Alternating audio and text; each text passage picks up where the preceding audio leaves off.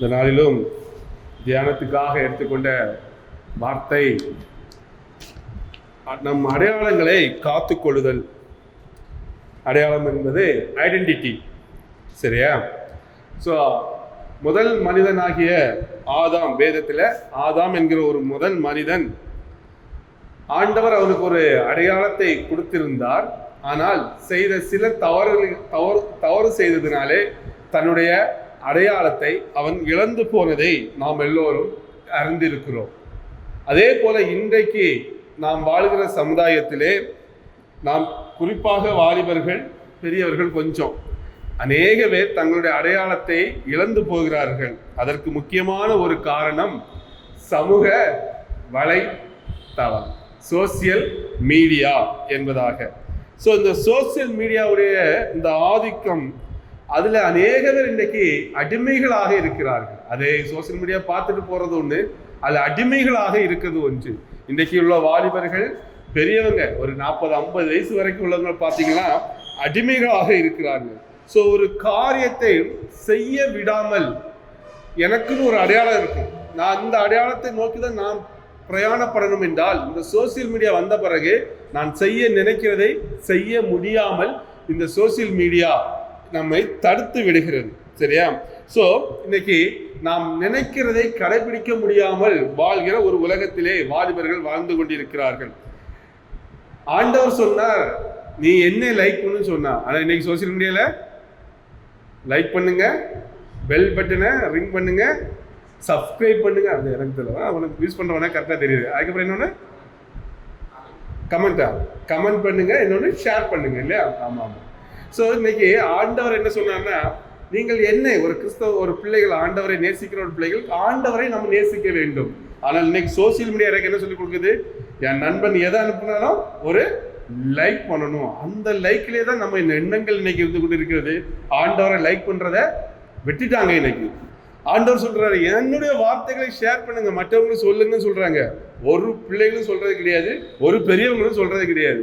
ஆனா நமக்கு ஒரு ஒரு வாட்ஸ்அப்லயோ இல்லை யூடியூப்லயோ ஏதோ ஒன்று வந்த உடனே வேலை 10 பேருக்கு ஷேர் பண்ணாதான் அன்னைக்கு அவங்களுக்கு நிம்மதியா தூக்கமே வரும். அந்த மாதிரி நம்ம ஆயிட்டோம். இதுல வேற சில குரூப்புக்கு இருக்குது, நீங்க இந்த போஸ்ட்டை 10 பேருக்கு ஷேர் பண்ணா இன்னைக்கு உங்களுக்கு பிளஸிங் வரும்னு சொல்லுவாங்க. உடனே ஒரு 10 பேர் யாருன்னே தெரியாது, என்ன போஸ்ட்னு தெரியாது, உடனே அனுப்பி விட்டுறது பிளஸிங்காக காத்திருக்கிற ஒரு ஏமாந்த உலகத்துல வாழ்ந்து கொண்டிருக்கிறார்கள். நடக்குமா? நடக்காது.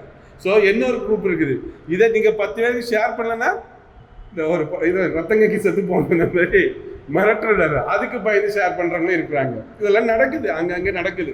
ஓகே, அதனால இன்னைக்கு நாம் ஒன்று செய்ய நினைக்கிறோம், நான் ஒரு வாழ்க்கை வாழ நினைக்கிறேன்.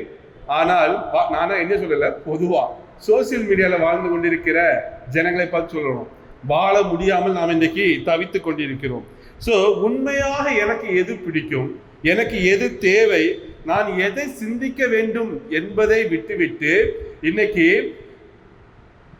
ஏதோ ஒரு ஆதிக்கம் நம் மேலே இன்னைக்கு நம்மை அமுத்துகிறது. இன்னைக்கு பார்த்தீங்கன்னா ஒரு சோசியல் மீடியாவில் வந்து ஒரு 10 பேர் ஒரு விஷயத்த நல்லதுன்னு சொன்னால் அது நல்லதுன்னு ஏற்றுக்கிறாங்க. அது உண்மையிலே கெட்ட விஷயமா இருக்கும்.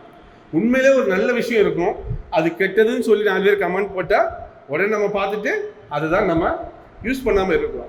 அமேசான் இப்படிப்பட்ட ஆன்லைன் ப்ராடக்ட்லாம் போனீங்கன்னா வேலை என்ன பார்ப்போம், ரிவ்யூன்னு ஒன்று இருக்கும், 5 ஸ்டார். அந்த 5 ஸ்டாருக்கு எத்தனை ஸ்டார் இருக்குது? 3 ஸ்டார்னா நம்ம வாங்க மாட்டோம், ஏன்னா நிறைய பேர் ஸ்டார் கொடுக்கல. ஆனால் உண்மையிலே நல்ல ப்ராடக்டாக இருக்கும். அதே நேரத்தில் ஒரு 5 ஸ்டார் 4க்கு மேலே வந்தாச்சுன்னா அது நல்ல ப்ராடக்ட். இன்னைக்கு அதுதான் வாழ்க்கை உலகமாக இருக்கும். நம்ம அந்த ப்ராடக்ட் பார்த்துருக்க மாட்டோம், கண்ணால் பார்த்துருக்க மாட்டோம். ஆனால் யாரோ ஒரு 4 ஸ்டார் போட்டோன்னா அந்த ப்ராடக்ட் நல்ல ப்ராடக்ட். நம்ம கண்ணில் ப்ராடக்ட் பார்க்கல, ஆனால் உண்மையிலே அந்த ப்ராடக்ட் நல்ல ப்ராடக்டாக இருக்கும். 3 ஸ்டார் வாங்கினதும், ஆனால் நம்ம வாங்கிக்க தயார் இல்லை. அப்போ நம்ம இந்த எதை நோக்கி பிரயாணப்பட்டு கொண்டிருக்கிறோம்? ஒரு உண்மையான ஒன்றை நாம் தொலைத்து ஒரு போலியான ஒன்றை நாம் இன்னைக்கு எல்லாருமே மேக்சிமம் அதை அடாப்ட் பண்ணுகிற ஒரு ஸ்டைலில் தான் இன்னைக்கு நாம் இருந்து கொடுக்குறோம். இந்த அமேசான் சொன்னது நான் நானே அப்படிதான், 4 ஸ்டாருக்கு மேலே இருந்தால் தான் அந்த ப்ராடக்ட்டுக்கு பக்கமே போவேன். 4 பேருக்கு கமெண்ட்ஸை பார்த்து நானே ப்ராடக்ட் வாங்குறேன். ஸோ இந்த பழக்கம் அந்த ஆன்லைனில். மற்ற இது எனக்கு இன்ஸ்டாகிராமு ஃபேஸ்புக்கில் எனக்கு கிடையாது, நான் யூஸ் பண்ணுறதும் கிடையாது, அதில் அக்கௌண்ட்டே எனக்கு கிடையாது. ஸோ அந்த சோசியல் மீடியா பக்கம் நான் போகிறதில்லை. நான் இந்த ஆன்லைன் ப்ராடக்ட் வாங்குற பழக்கம் உண்டு. ஸோ அதை வைத்து நான் சொல்லிக்கிறேன். ஸோ இன்னைக்கு எதற்கு லைக்குகள் அதிகமாக இருக்கிறது, எதற்கு பார்வைகள் அதிகமாக இருக்கிறது, இதுதான் ஜனங்கள் பார்க்கிறார்கள். நேர்மறையான ஒரு கருத்துக்கள் யாராவது சொல்லிட்டா அதோட முடிஞ்சு போச்சு, சரியா? ஸோ இன்னைக்கு யூடியூப்ல வந்து எல்லாரும் வந்து ஒரு சிறந்த டாக்டர், யூடியூப்ல சிறந்த டாக்டர் இருப்பாங்க. இதை சாப்பிடணும், இதை சாப்பிடக்கூடாது, அதை சாப்பிட, அவங்க சொல்றதுதான் இன்னைக்கு கேட்டுக்கிட்டு பைத்தியக்காரங்க மாதிரி அவங்களையே பார்த்துருந்தாங்க. ஃபார் எக்ஸாம்பிள், நான் ஒரு யூடியூப்ல பார்த்தேன், ஒருத்தர் சொன்னா மீன் சாப்பிட்டுட்டு தயிர் சாப்பிடக்கூடாது, அது விஷம், பாய்சன் அப்படி இப்படின்னு சொல்லிட்டான். நானும் அதை நம்பிட்டு ஒரு 2-3 மாசமா தயிர் எடுக்க பழக்கத்தை விட்டுட்டேன். திடீர்னு ஒரு நாள் யோசித்து பார்த்தேன், எங்க அப்பா 45 வருஷமா டெய்லி மீன் சாப்பிட்றாரு, டெய்லி தயிர் எடுக்கிறாரு, நல்லா தானே இருக்கிறாரு, ஒன்றும் பிரச்சனை இல்லையே. அப்பதான் என் மூளைக்கு எட்டுது, எவனோ எங்க இருந்தோ போடுறான் மீன் சாப்பிட்டு தயிர் சாப்பிடாத அப்படின்னு சொன்னா. உடனே கேட்டு ஐயோ தயிர் சாப்பிடக்கூடாது, மீன் சாப்பிடக்கூடாது, உடனே நம்ம பயந்து நம்மை மாட்டிக்கொள்கிறோம். உண்மையான ஐடென்டிட்டி, நான் கன்னியாகுமரிக்காரன், நல்ல மீன் சாப்பிடுவேன், சரிங்களா? உடனே பயந்துட்டு யாரோ எங்க இருந்தோ ஒரு வீடியோ போட்டான், பயந்து நம்ம ஸ்டாப் பண்ணிக்கிறோம். ஸோ அதுக்கப்புறம் நான் அதெல்லாம் இல்லை, நான் என் இப்போ சாப்பிட ஆரம்பிச்சிட்டேன். நீ என்ன வேணா சொல்லு, ஆளாளா சொல்றாங்க யூடியூப்ல அதை சாப்பிட்டு இதை சாப்பிட்டு, நம்ம எதுவுமே சாப்பிட முடியாது. காற்றை மட்டும் தண்ணியும் குடிச்சிட்டு பேசணும், தண்ணியும் குடிக்கக்கூடாதுன்னு சொல்றான். அன்னைக்கு ஒருத்தன் பார்க்கறான் 20 வருஷமா தண்ணியே குடிக்கல, நான் உயிரோடு வாழ்றேன், நடக்கக்கூடிய காரியமா, செத்து போவாங்க. ஸோ இன்னைக்கு அப்படி ஒரு பொய்யான மாயமான ஒரு உலகத்துல வாழ்ந்து நம்மளையும் அடிமையாக்கி, அவங்க எதை நினைக்கிறாங்களோ, எதை நம்ம தலைக்குள்ள இன்ஃப்ளூயன்ஸ் பண்ணணும்னு நினைக்கிறாங்களோ அப்படியே புகுத்தி விட்டுறாங்க. எப்படி? இந்த சோசியல் மீடியா மூலம். ஸோ இன்னைக்கு நாமும் அதற்கு அடிமையாக இன்னைக்கு இருந்து கொண்டிருக்கிறதை பார்க்கிறோம். அதே போல அவர்கள் இந்த ஒரு உண்மையான குழப்பமான அன்றாட வாழ்க்கையில மனுஷன் இன்னைக்கு வாழ்ந்து கொண்டிருக்கிறான். எந்த மனுஷனை பார்த்தாலும் ஒரு குழப்பம் இருக்கிறோம், ஒரு கஷ்டம் இருக்கிறோம், ஏதோ ஒரு பிரச்சனைகள் மத்தியில் வாழ்ந்து கொண்டிருக்கான். அவனுக்கு இந்த சோசியல் மீடியா உதவி செய்யுமான்னு பார்த்தா 1% கூட உதவி செய்யாது. 1% உதவி செய்யாது சோசியல் மீடியா. எந்த வீடியோ பார்த்தும் உங்களுக்கு ஆத்மால வர பிரச்சனையை நீங்க தீர்க்கவே முடியாது. ஆனா இன்னைக்கு தன்னுடைய வாழ்க்கையில நடக்கிற அந்த சம்பவத்துக்கும் சோசியல் மீடியாவில் நம்ம பார்க்கறதுக்கு எந்த சம்மந்தமும் கிடையாது. அது எந்த வகையிலும் நமக்கு உதவி செய்கிறதும் இல்லை. அடுத்ததாக நம்ம பார்க்கும்போது இளைஞர்கள், இது குறிப்பா யூத்து தான். ஒரு போட்டோ கிடைச்சுன்னா அந்த போட்டோ போடுற பாடு, அதை வெள்ளையாக்கி, இப்போ நிறைய ஆப் வந்துட்டு டக்குன்னு போட்டோ, முன்னெல்லாம் ரொம்ப கஷ்டப்படுவாங்க. நான்லாம் ஒரு 15 வருஷத்துக்கு முன்னாடி ஒரு போட்டோ வெள்ளையாக்குறது ரொம்ப அப்படியே ஆகும், அந்த அளவுக்கு கஷ்டமா இருக்கும். இப்போ நிறைய ஆப் வந்துச்சு, கொடுத்தாச்சுன்னா உடனே மாற்றி கொடுக்குது, ஏஐலாம் கொடுத்தாச்சுன்னா. ஸோ இந்த போட்டோவை எடிட் பண்றது, என்ன டைட்டில் வைக்கலாம், ஒரு போஸ்ட் போடுறாங்க, என்ன டைட்டில் போடுறாங்க, 1.5 மணிக்கு உட்காந்து யோசிக்கணும், அது என்ன இருக்குன்னு எனக்கு தெரியல. உட்காந்து யோசித்து, ஏன் மற்றவங்களை கவர வேண்டும், மற்றவர்கள் என் கமெண்டை நேசிக்க வேண்டும், மற்றவர்கள் என் போஸ்டை நேசிக்க வேண்டும். எங்கேயோ கண்ணுக்கு தெரியாதவன் நேசிக்கணும். பக்கத்துல இருக்க சகோதரன் நேசிக்க மாட்டான், பக்கத்துல இருக்க அம்மா அப்பாவை நேசிக்க மாட்டான், பக்கத்துல இருக்க வீட்டுக்காரரை நேசிக்க மாட்டான். நான் போடுற போஸ்ட் அமெரிக்கால எவ்வளோ ஒருத்தருக்கு விரும்பணும். இதுதான் நீ பைத்தியக்காரத்தனமான ஒரு சூழல்ல உலகம் இருந்து கொண்டிருக்கிறது. கிறிஸ்தவர்களும் அதிலே மாட்டிக்கொண்டிருக்கிறார்கள். ஒரு மாயமான ஒரு உலகம். ஒரு 4 சுவருக்குள்ள ஒரு கம்ப்யூட்டர்ல உட்கார்ந்துட்டு உலகத்தையே பார்க்கணும்னு ஆசைப்படுறாங்க. உலகத்தை எல்லாரும் என்னை நேசிக்கணும்னு ஆசைப்படுறாங்க. என்னை நான் செய்கிறதே மற்றவர்கள் விரும்ப வேண்டும் என்று நேசிக்கிறாங்க. ஒரு போஸ்ட் போட்டு யாரையும் டிஸ்லைக் பண்ண சொல்லுங்க பார்ப்போம், இல்லை நெகட்டிவ் கமெண்ட் போடுங்க பார்ப்போம், அவ்வளோதான். அதுக்கு எல்லாம் பிபி எல்லாம் யாரும் அந்த அளவுக்கு உலகமே அதுதான் நினைச்சிருக்காங்க. அது ஒண்ணுமே இல்லை. அந்த அக்கௌண்ட் க்ளோஸ் பண்ணிட்டு போயிட்டு இருந்தா நிம்மதியா இருக்கலாம். ஒரு ஆள் ஒரு நெகட்டிவ் கமெண்ட் போட்டாங்கன்னா அவங்களால தாங்க முடியல. அப்ப நம்ம எப்படி இருக்கும்? நம்ம சந்தோஷத்தை தொலைத்து விட்டோம். உண்மையான சந்தோஷம் எங்கெங்க வருது? குடும்பத்துக்குள்ள வர்றோம். சகோதர சகோதரி, அம்மா அப்பா, நம்ம சுற்றி இருக்கிற குடும்பங்கள், நண்பர்கள், சபை உறுப்பினர்கள், இவங்களோடு தான் நம்ம பழகிறதெல்லாம். யார்ட்டையும் பேச மாட்டேங்கிறான். சர்ச்சைக்கு போறான், அப்படியே வந்துடுறாங்க. சொந்தக்காரங்க வீட்டுக்கு போறான், அப்படியே வந்து பேசவே மாட்டேங்கிறான். ஏன்? அவன் சோசியல் மீடியால முகம் தெரியாத முகத்திட்டே பேசிட்டு இருக்கிறதுனால ஏதோ ஒரு சந்தோஷம், ஏதோ ஒன்று அவனுக்கு அங்க கிடைக்கிறதுனால உண்மையானதை மறந்து, உண்மையான உறவுகளை தொலைத்து, உண்மையானதை இன்னைக்கு எல்லாருமே தொலைத்து கொண்டு பொய்யான ஒன்றை தேடுகிறோம். உண்மையான நம்ம அடையாளத்தை தொலைத்து கொண்டு பொய்யானதை இன்னைக்கு நம்ம தேடிக்கொண்டு இருக்கிறோம். ஒரு காலத்துல எல்லாம் நாங்க கல்யாண வீட்டுக்கு போனோம்னா, எங்க வீட்டு சொந்தத்தை யாருக்கா கல்யாணம்னா 10 நாளைக்கு முன்னாலே போய் ஸ்டே பண்ணியிருப்போம்.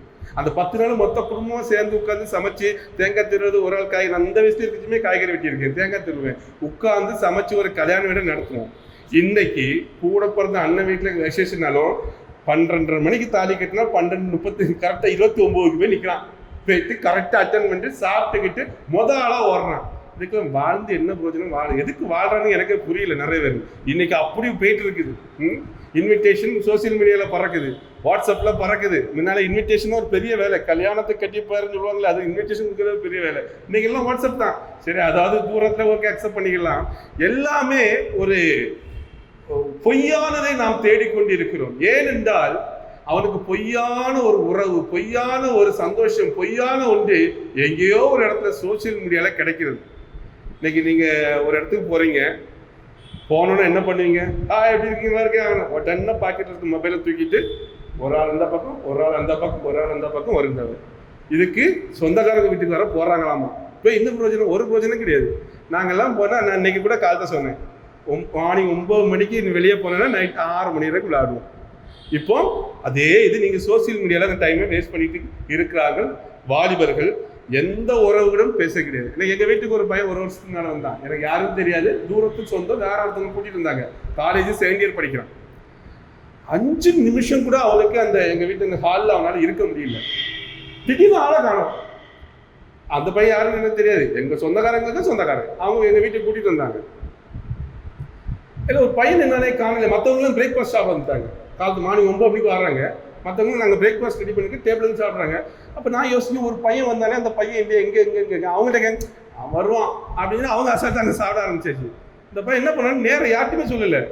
கீழே இருந்த பையன் எங்கள் வீட்டு மொட்டை மாடிக்கு போயிட்டான். யாராவது முதல் நாள் வந்தவங்க மொட்டை மாடிக்கு போவாங்களா? நேரம் மொட்டை மாடிக்கு போயிட்டான். மொட்டை மாடிக்கு போய் அங்கே மொபைல் மாட்டிருக்கு. வீட்டுக்குள்ளே வந்து 5 நிமிஷம் கூட ஆகலை. ஸ்ரீராம் காலேஜில் செகண்ட் இயர் படிக்கிறான், கம்ப்யூட்டர் சயின்ஸ். இப்போ ஃபைனல் இயர் முடிச்சிருப்பான். ஒரு 2 வருஷத்துக்கு மேலே வந்தாப்புல. அவனை பார்த்தா பையன் மாதிரியே தெரியல, ஏதோ மென்டல் ஹாஸ்பிட்டல் தப்பிச்சு வந்த மாதிரி இருக்கான். இந்த முடி எப்படி வளர்த்து? ஆமாங்க, உண்மையிலே நான் முதல்ல என்ன நினைச்சேன்னா, இந்த பையன் வந்து மன வளர்ச்சி குன்றிய பையன் போல இருக்குது. முதல்ல நான் அவனை பார்த்துக்கிட்டு, பாவம் ஒரு மன வளர்ச்சி குன்றிய பையன் போல இருக்கு. அவங்க அப்பா ப்ரொஃபஸர், அவங்க அம்மா டீச்சர். சரி, நல்ல ஃபேமிலியாக இருக்காங்க. இந்த பையன் எப்படி இருக்காங்க அவன் பார்த்தோன்னு இருக்கு. முடியல இப்படி பைக்கிற மாதிரி இப்படி வளர்த்து போட்டுட்டு யார்ட்டையும் ஒன்றும் பேச மாட்டாங்க. இப்படி சுற்றுவான், சவர இப்படி பார்ப்பான். திடீர்னு மொட்டை மாட்டில் வந்து மொபைல் நோண்டிட்டு இருக்கான். சாப்பிட வரல. அப்புறம் பார்த்தா ஸ்ரீராமில் இன்ஜினியரிங் காலேஜ் செகண்ட் இயர் பையனா கொஞ்சம் நல்ல பையன் தான். மன வளர்ச்சி குஞ்சிய பையன், மன வளர்ச்சி நல்லா இருந்தால் அங்கெல்லாம் இடம் கொடுப்பாங்க. ஆனால் நான் பார்த்தாலும் உண்மையிலே சொல்கிறேன், பைத்தியக்காரன் மாதிரியே என் பார்வைக்கு தெரியும். உண்மையிலேயே அவன் அதுதான். ஒரு வீட்டுக்கு வந்து ஒரு ஆள்கிட்ட பேச முடியல, நாங்கள் கொடுக்க பிரேக்ஃபாஸ்ட் அவனால் சாப்பிட முடியல. 2 நிமிஷம் அவனுக்கு அந்த சீட்டில் உட்கார முடியல. மேக்சிமம் போனால் அவன் உட்காரவே இல்லை. வந்து அப்படி நின்னா ஒரு சுற்றுனா திடீர்னு ஆள் இருக்கு. நான் பயந்துட்டேன். வீடெல்லாம் சுற்றுறோம், அங்கங்கே தேடுறோம். பார்த்தா மொட்டை மாடியில் தனியாக போய் உட்காந்துருக்கோம். அப்படிப்பட்ட ஒரு காலம். எதுக்கு? மொபைல் அடிமைத்தனம். அவனால் இருக்க முடியல 10 நிமிஷம் கூட. ஸோ இப்படிப்பட்ட ஒரு சூழலில் இன்னைக்கு நிறைய பிள்ளைகள் இருக்கிறாங்க. அந்த பையன் மட்டும் இல்லை, நிறைய பிள்ளைகள் இருக்கிறாங்க. ஸோ இன்னைக்கு நம்ம பிள்ளைகள் எல்லாம் அதுலேருந்து வெளிவரணும், அதுதான் என்னுடைய ஆசை. ஸோ உண்மையான நிலைப்பாட்டை நாம் கண்டு இன்னைக்கு அந்த இதுல இருந்து நம்ம பிள்ளைகள் எல்லாம் வெளிவர வேண்டும் என்பது தான். முன்னாலெல்லாம் பார்த்தீங்கன்னா, ஒரு பையன் இருக்கிறான்னா அவன் தனிப்பட்ட முறையில் இருப்பான். அவனுக்கும் ஒரு டேலண்ட் இருக்கும். ஒன்லே ஸ்போர்ட்ஸு, கபடி, ஃபுட்பால், ஏதோ உள்ள ஒரு தனிப்பட்ட டேலண்ட் அவனுக்குள்ள எல்லா பிள்ளைகளுக்கும் இருக்கும். அந்த டேலண்ட் வெளியே போகும், அவனை விட்டு வெளியே கொண்டு காட்டுவான். ஸோ அவனுடைய உண்மையான அந்த ரியல் இது வெளியே தெரிய வரும். அவனுக்கு அப்ரிஷியேட் கிடைக்கும். இந்த ஸ்கூல்லெல்லாம் படிக்கும் பொழுது வெளியே போவோம். இது ஒரு காலத்தில் எனக்கு தெரிஞ்சு இருந்தது. ஆனால் இன்னைக்கு பார்த்தீங்கன்னா வெளியே இருக்கிறதெல்லாம் உள்ள வருது. சோசியல் மீடியா, ஏன்னா இன்ஸ்டாகிராம், ஃபேஸ்புக், வேற என்னது எனக்கு தெரியல. எனக்கு தெரிஞ்சது 2 வேற எதாவது இருக்காப்பா? சரி, விட்டுருவோம். என்னது ட்விட்டர்? அது கொஞ்சம் டீசெண்டாக இருக்கும். எக்ஸ் அது வந்து இவங்க அந்த இதெல்லாம் கிடையாது. அது மேக்ஸிமம் என்ன சொல்லுவாங்க, டெக்ஸ்ட்டு இது ஃபாலோ பண்ணுறது. அது வந்து பெரிய லெவலில் இது இருக்காது. ஸோ இந்த இது ஷேர் பண்ணுறது தான் கொஞ்சம் இதாக இருக்கும். ஸோ இப்படி எல்லாம் யூடியூப்பு இங்கெல்லாம் இருந்து அவங்க சொல்கிற எல்லா விஷயத்தையும் கேட்டு கேட்டு கேட்டு கேட்டு கேட்டு இவனுக்கும் ஒன்று உள்ளே இருக்கும். அதை தொலைச்சிக்கிட்டு இந்த ஊரில் உள்ள எல்லா குப்பையும் தூக்கி உள்ளே போட்டு குப்பையோடு குப்பையாக உள்ள ஒரு அழகான ஒரு ஆண்டவர் நம்மளுக்கு தந்திருக்காருல ஒரு ஆத்துமா, அதை கெடுத்து குட்டி சவராக்கி அந்த குப்பையெல்லாம் வந்து இதை கெடுத்துக்கிறது. ஸோ வெளியே இருந்து உள்ளே வருது. முன்னால அப்படி கிடையாது, உள்ளே இருந்து வெளியே போகிறது. இப்போ வெளியே உள்ள சோசியல் மீடியா என்கிற ஒரு பெரிய இது மனிதனுக்குள்ள வந்து அது இன்னைக்கு அவர்களை ஆட்டி வைக்கிறதையும் நம்ம பார்க்க முடிகிறது. ஸோ இன்னைக்கு பொதுவா என்ன நிறைய பேசலாம், இந்த சோசியல் மீடியா பேசிட்டே இருக்கலாம், ஏன்னா நானே பாதிக்கப்பட்டிருக்கேன் இதில். ஸோ அதனால எனக்கு அது ரொம்ப ரொம்ப தெரியும், அது எவ்வளோ தூரம் கஷ்டம் இல்லை. இப்போ இல்லைங்க, முன்னால. சரியா? ஸோ நான் நானும் ஃபேஸ்புக்கில் ரொம்ப யூஸ் பண்ணுவேன். 2017 நினைக்கிறேன், 17 ஒரு நாள் இரவு கரெக்டாக 7 மணிக்கு பைபிளை எடுத்தேன். நல்ல அப்போ ஆண்டவர்களை வந்துட்டேன், பைபிள் எடுத்துட்டு படிக்கணும்னு சொல்லிட்டு ஆசையாக போய் என் டேபிளில் உட்காந்துட்டு என் மொபைலையும் எடுத்தேன். கரெக்டாக 7 மணி இருக்கும். மொபைல் எடுத்து எதுவும் நோண்டினேன் ஃபேஸ்புக்கு. அப்போ அந்த இன்ஸ்டாகிராம்லாம் கிடையாதுன்னு நினைக்கிறேன், ஃபேஸ்புக்கு. அப்படியே ஆரம்பிச்சு எனக்கு பைபிள் இருந்த கையில் இருக்குது, பைபிள் இருந்ததே தெரியல. அப்படியே பண்ணி பார்த்தா திடீர்னு பார்த்தா மணி 8:15. 1:15 மணிக்கு எப்படி போச்சுன்னே தெரில. டக்குன்னு பார்த்தா நான் 8:15 டின்னர் சாப்பிடணும். ஐயோ பைபிளே படிக்கலையே அப்படின்னு சொல்லிட்டு எனக்குள்ள ஒரு குற்ற உணர்வு அன்னைக்கு வந்தது. 1:15 மணிக்கு பைபிள் படிக்கணும்னு கையில் பைபிளை வச்சுட்டு இந்த சைடு மொபைலை வச்சுட்டு 1:15 மணிக்கிற தொலைச்சிடும். 2017 நினைக்கிறேன், கிட்டத்தட்ட 10 வருஷம் ஆக போகுது. ஓகே, அன்னைக்கு முதல்ல செய்தது அந்த ஆப், என் மொபைல்ல இருந்து அந்த ஃபேஸ்புக்குங்கிற ஆப்பை அன்இன்ஸ்டால் பண்ணிட்டு தான் சாப்பிடக்க போகிறேன். இன்னைக்கு வரை இன்ஸ்டால் பண்ணேன். இன்னைக்கு எனக்கு யூசர்னு தெரியாது, பாஸ்வேர்டும் தெரியாது. கத்தருக்கு சொல்லுது 10 வருஷம் ஆச்சு ஒரே நாளில் தெரிஞ்சுட்டு. இல்லை நான் அந்த குப்பையாக தான் இருந்திருப்பேன். 1 hour எனக்கு என் டைம் என்ன தெரியாமல் மிஸ் ஆகி போச்சு. எனக்கு குற்ற உணர்வு அசிங்கமாக இருந்தது, ரொம்ப கேவலமாக இருந்தது. ஏன்னா கையில் பைபிள் வச்சுருந்தது, இடது கையில் பைபிள் வலது கையில் மொபைல். இவ்வளோ கேவலமாயிட்டோமா? ஏன்னா நான் வந்த நோக்கம் வேதத்தை படிக்க வேண்டும் என்று ஆசையோடு உட்கார்ந்து என்னை இந்த மொபைல் 1 hour கெட்டி போட்டு அன்னையோடு முடிஞ்சதுதான். அதுக்கு பிறகு இந்த இன்ஸ்டாகிராமு ஃபேஸ்புக் பக்கம் நான் இது வரைக்கும் 9 வருஷம் ஆகுது இல்லை, 2026 9 வருஷம் ஆகுது நான் போனது இல்லை. ஸோ அதனால என்னால் ஸ்ட்ராங்காக இதுலேருந்து சொல்ல முடியும். ஓகே, இன்னைக்கு இந்த இதனால நம்ம அடையாளங்களை நான் இழக்கிறோம். நான் என்ன செய்ய நினைத்தேன், வேதத்தை படிக்க வேண்டும் நினைச்சேன், படிக்க முடியல, போயிட்டேன். அப்போ இன்னைக்கு நாம் செய்ய நினைக்கிறதை செய்ய முடியாமல் இந்த சோசியல் மீடியானால நம்ம எல்லாரும் பாதிக்கப்படுகிறோம். இன்னைக்கு குடிகாரனை விட கொலைகாரனோட இது மோசமானது இன்னைக்கு இந்த சோசியல் மீடியா. பயங்கரமான கொடுமையானதா இருக்குது, அது யாருக்கும் தெரிய மாட்டேங்குது. இருக்கையிலே வெரி வெரி வெரி பாய்சன், ரொம்ப ஒரு பாய்சன் தானே இந்த சோசியல் மீடியா தான். அதுக்குள்ள போறவங்க யாரும் வெளியே வந்து நல்லாவே இருக்க முடியாது. நான் ஸ்ட்ராங்காக சொல்றேன். ஏன் இந்த கண்டென்ட் எடுத்தேன்னா நம்ம பிள்ளைகள் நல்லா இருக்கணுங்கிறதுக்காக. சரி, வேதத்துக்கு போவோம். வேதத்துல ஒரு 2 எக்ஸாம் பார்த்துருவோம் இன்னைக்கு. சரிங்களா? ஃபர்ஸ்ட் இமேஜா? ரைட், இதை கொஞ்சம் ஜூம் பண்ணி பாரு. சிம்சோன் என்கிற ஒரு மனிதன் வேதத்துல இருந்தார், நமக்கு எல்லாருக்கும் தெரியும். அந்த சிம்சோன் எப்படி இருந்தார்னா பாருங்க, ஃப்ரம் பர்த்லேயே அவர் கடவுளுக்காக அர்ப்பணிக்கப்பட்ட ஒரு சிம்சோன். பாருங்க, ஒரு தாடையை வச்சு அவரு எத்தனை பேரை கொன்னாருன்னு நமக்கு எல்லாருக்கும் தெரியும். அவ்வளவு பலவானாக இருந்த சிம்சோன், அப்படி ஒரு மெஜஸ்டிக்கா இருந்துக்காரு பாருங்க, அப்படி கெத்தா இருந்த ஒரு சிம்சோன். அவரை பாருங்க, அந்த இஸ்ரவேலுக்கு நியாயம் தீர்த்து ஒரு ஜட்ஜி மாதிரி இருந்த ஒரு சிம்சோன், அப்படி ஆண்டவருடைய நசரேய விரதத்தை பெற்று பிரித்தெடுக்கப்பட்ட ஒரு சிம்சோன், கர்த்தருக்காக பரிசுத்தமாக வாழ அழைக்கப்பட்ட ஒரு சிம்சோன், நல்ல பலவானாக இருந்த சிம்சோன், நியாயாதிபதியாக இருந்த சிம்சோன், இப்படி ஒரு பெரிய மெஜஸ்ட்ரியாக இருந்த ஒரு பெரிய ஆள், அந்த ஒரு கெத்து, ஒரு பவர், ஆளுமை இருக்குல்ல, அந்த மாதிரி இருந்த ஒரு சிம்சோன். இதுதான் ஒரிஜினல், இதுதான் ஆண்டவர் இந்த நோக்கத்துக்காக தான் சிம்சோனை உருவாக்கினாரு. ஆனா இங்க பாருங்க, தெலிலால் என்கிற ஒரு பெண்ணோடு தவறானபடி ஒரு உறவு கிடைத்ததுனாலே, அவள்கிட்ட போய் ஏமாந்து மாமிச இச்சையினாலே ஒரு பெண்ணோடு போய் சேர்ந்து அவள் இவனை வஞ்சித்து ஏமாத்துறதுனால நடந்த கதையை பாருங்க. எப்படி இருந்த சிம்சோன் எப்படி ஆயிட்டானா, கண்ணு புடுங்கப்பட்டு, இந்த ஹோட்டல் சாப்பிட்டு காசு போயில மாவாட்டம் சொல்லுவாங்க, அதே மாதிரி மாவாட்டி இருக்கான் பெலிஸ்தியர்கள் போய் அவனை பிடிச்சு மாவாட்ட வைத்துக் கொண்டிருக்கிறார்கள் அவனை அங்க. சரிங்களா? நான் அரைச்சிட்டு இருக்கான் பாருங்களா சிம்சோன். அப்ப உண்மையிலேயே ஆண்டவருடைய நோக்கம் என்ன? சிம்சோன் இப்படிதான் வரணும், இது கர்த்தருடைய நோக்கம். ஆனால் சிம்சோன் ஆனது எப்படி? அப்படி. காரணம், இங்க சிம்சோனுக்கு ஒரு பெண். இன்னைக்கு இதே போலதான் நம்முடைய வாழ்க்கையும் இருந்து கொண்டிருக்கிறது. சரி, இன்னொரு எக்ஸாம்பிள் பார்ப்போம். நம்ம அடுத்தது ஒன்று இருப்பாங்க. சரி, அடுத்தது ஏசா. நமக்கு எல்லாம் தெரியும், அங்க ஒருத்தன் பெண்ணால கேட்டான், இங்க ஒருத்தனை பாருங்க, ஏசா ஈசாக்கிட்ட இருந்து ஒரு ஆசீர்வதிக்கப்பட வேண்டிய ஒரு பர்த் ரைட். தமிழ் என்னது? சேஷ்டபுத்திரம் பாக்கு, பர்த் ரைட்ஸ் சொல்லுவாங்க இல்லையா? அந்த நம்ம வீட்டுல பிறந்த மூத்த பிள்ளைக்கு ஒரு தனி பிளஸிங் உள்ள அந்த இது. ஸோ அந்த இது கிடைக்கணும். ஆக்சுவலா இதுதான் நோக்கம். தகப்பனாலே ஆசீர்வதிக்கப்பட்டு ஒரு ஒரு பெரிய ஒரு ஜன கூட்டத்திற்கு அவன் தலைவனாக ஆசீர்வதிக்கப்பட்ட சந்ததியாக வர வேண்டிய ஏசா பாருங்க, ஒரு சாப்பாட்டுல போய் விளையாடிட்டான். அது ஒரு சின்ன இதுதான், மிஸ் பண்ணிட்டான். பாவம், இதுல என்ன இருக்குது என்னன்னு சொல்லி, இது என்ன வாழ்க்கை, இந்த இதுல என்ன இருக்குதுன்னு சொல்லிட்டு ஒரு சாப்பாட்டுக்காக தன்னுடைய அந்த பர்த் ரைட்ஸ், சேஷ்ட புத்திர பாக்கியமா, அதுல சாஸ்திரம், பர்த் ரைட், சாரி புரிஞ்சுக்கிடுங்க, பர்த் ரைட்ஸ் சொல்லுவாங்க. ஓகே, அதை வித்து போட்டுட்டான் தம்பியாட்ட. நடந்தது என்ன அங்க பாருங்க, 3வது படம். ஊரை விட்டு ஓட வேண்டியதாகி போச்சு. தன் தகப்பனை விட்டு, தன் சகோதரனை விட்டு அவன் போக வேண்டிய ஒரு சூழல் ஆயிட்டு. சேயீர், அந்த பாருங்க, லேண்ட் ஆஃப் சேயீர், ஒரு மலை பிரதேசம் என்ன இருக்கு, லேண்ட் ஆஃப் சேயீர்ங்கிற அந்த மலையில போய் அவனும் அவனோட குடும்பத்தாரும் போய் செட்டில் ஆகிறாங்க. போய் அங்க போய் உட்கார்ந்துட்டாங்க.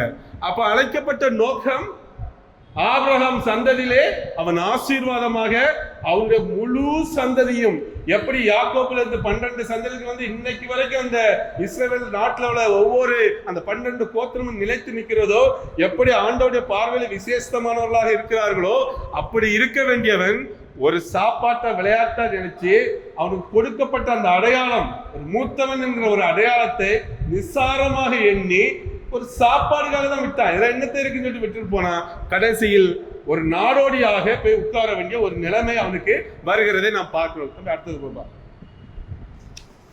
வேதத்துல நிறைய எக்ஸாம்பிள் இருக்குங்க, நான் ஒரு 2-3 தான் சொல்றேன், சரியா? அது இந்த கிரேட் சாலோமோன் பாருங்க, ஆண்டவருக்காக ஆலயம் கட்டினவன், ஞானத்துல சிறந்த ஒரு ராஜா. அது சாலோமோன் பாருங்க, இயேசு கிறிஸ்து இல்ல, இந்த போட்டோல இருக்குது. ஒரு சிறந்த ஒரு ராஜா, ஞானத்துல அவனை போல முன்புக்கும் பின்புக்கும் அவனை போல யாரும் இருந்ததில்லை, அப்படி ஒரு ராஜா. இங்க பாருங்க, சோ இப்படி இருந்தவரு அங்க 3வது போட்டோ பாருங்க, சாலமோன் தெரியல, அநேக பெண்களை திருமணம் செய்து கொண்டாரு. 1000, 700 + 300, 1000 பேர் நான் போட்டிருக்கு. பெண்களோடு அவரும் சரியில்லாமல் இருந்ததுனால அவருடைய ராஜ்யம், அவருக்கு பிறகு அவருடைய ராஜ்யம் 2ஆக உடைக்கப்பட்டது. யூதா, இஸ்ரவேல், அப்படி தெரியல, பைபிள்ல பார்த்திருப்பீங்களா? யூதா கோத்திரம் இஸ்ரவேல் 2ஆக பிரிக்குது. சாலமோனுக்கு அப்புறமாக நடந்த கதை தான் அது. ராஜ்யமே போயிட்டு, ஒழுங்கா இருந்தா ஒழுங்கா இருந்திருக்கலாம். சோ தன்னுடைய அடையாளத்தை இழந்து போனான். ஆண்டவர் அவங்க அப்பாவுக்கு கொடுத்த தரிசனத்தை, அழைப்பு, அந்த அடையாளம் எல்லாவற்றையும் ஒரு பெண்ணால இழந்தான். ஒருத்தன் சாப்பாட்டால இழந்தான், ஒருத்தன் தொழிலாளிங்கிற பெண்ணால இழந்தான். அடுத்தது போப்பா. அதே போலதான் இன்றைக்கு நீங்களும் நானும் ஆண்டவரால் ஒரிஜினலாக அழைக்கப்பட்டார். The youth is blessed.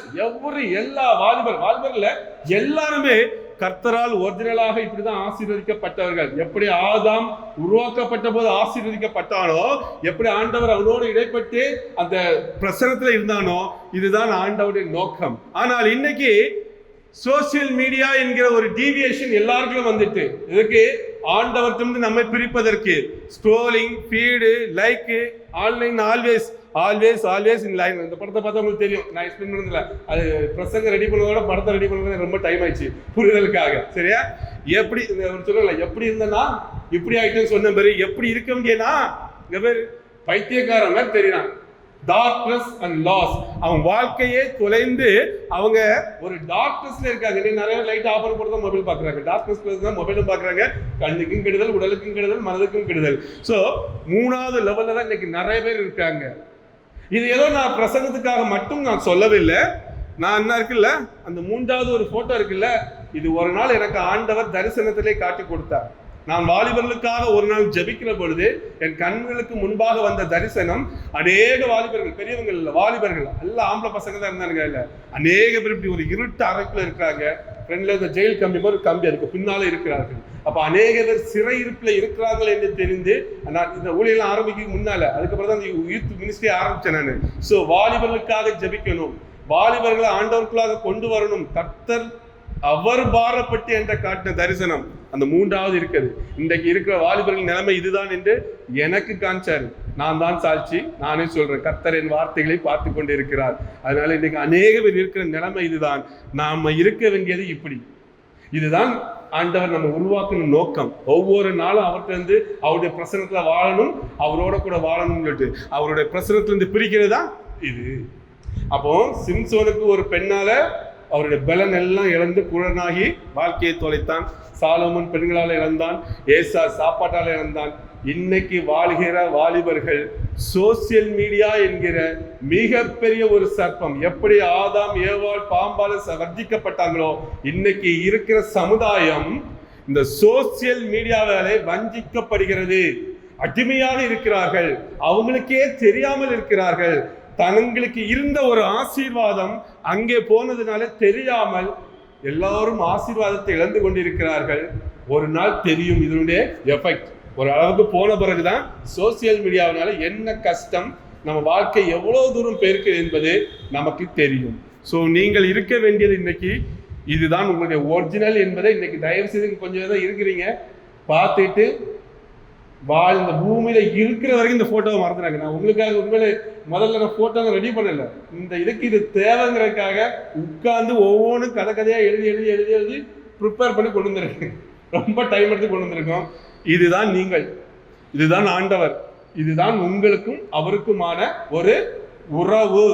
இதற்கு தான் அழைக்கப்பட்டீர்கள். இதுதான் ஒரிஜினல் வாழ்க்கை. இதுதான்.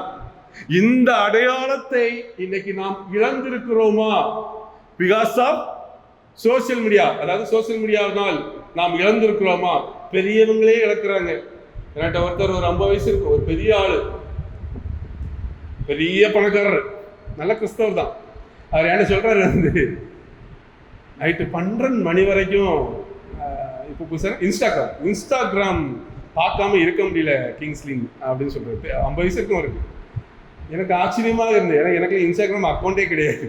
நான் சாஃப்ட்வேர் கம்பெனி வச்சுருக்கேன், நான் சாஃப்ட்வேர் இன்ஜினியர் வேறு, அதை டெவலப்பராக பண்ணுறேன். நானும் எங்கள் ஸ்கூலுக்கு இன்ஸ்டாகிராம் அக்கௌண்ட் வச்சுருக்கேன், இது கம்பெனிக்கெலாம் வச்சுருக்கேன்.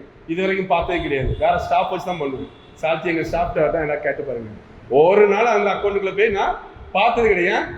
நம்ம பண்ண வேண்டிய அதான் போவோம். நம்ம கண் வேற எங்கேயா போய் நம்ம குழப்பு நாரைக்காக, நம்ம கெட்டுடக்கூடாதுங்கிறதுக்காக சொந்த ஸ்கூலுடைய இன்ஸ்டாகிராம் பேஜ் இருக்குது, நான் மெயின்டைன் பண்ணுறது கிடையாது. உள்ளே போய் பார்க்கறது கிடையாது. ஸ்கூலுக்குள்ளதை நான் பார்க்க, என்னோட கம்பெனிக்குள்ளே பார்க்கவே கிடையாது. பர்சனலாக கிடையாது. ஸோ அந்த மனிதர் என்ன வருத்தப்பட்டார். 50 வயசு இருக்கும்.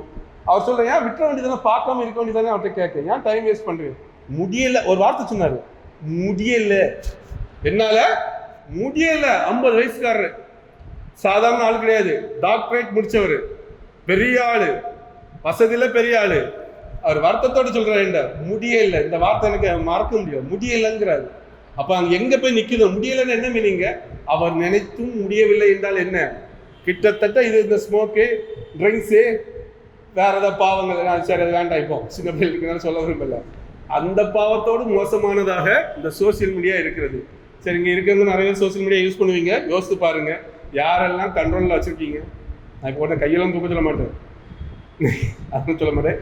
கேட்டுக்கிடுங்க, உங்களுக்கு இந்த வாழ்க்கை வேணுமா, அந்த கடைசி வாழ்க்கை வேணுமா? அதை மட்டும் இந்த இடத்துல இருந்து ஒரு முடிவு எடுத்துட்டு போங்க.